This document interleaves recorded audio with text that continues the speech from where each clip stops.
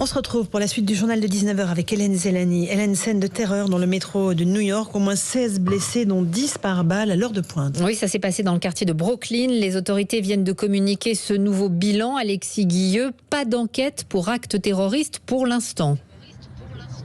Oui, c'est ce que vient de dire le NYPD, la police de New York. Et pourtant, sur place, important dispositif de sécurité déployé dans ce quartier résidentiel de l'ouest de Brooklyn. Périmètre bouclé sur une dizaine de rues avec des hélicoptères qui patrouillent, plusieurs lignes de métro coupées dans Brooklyn.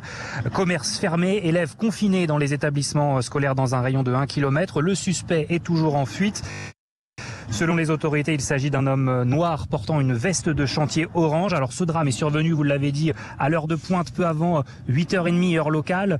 D'après les premiers témoignages, la fusillade a débuté dans une rame de métro qui entrait en station.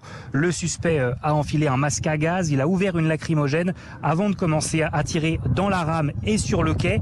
Au total, 16 blessés, dont 10 par balle, 5 dans un état critique mais stable, c'est-à-dire aucun pronostic vital engagé. Les autorités ont également éclairci un point. Aucun explosif n'a été retrouvé sur place comme on l'a cru pendant un moment pendant la matinée.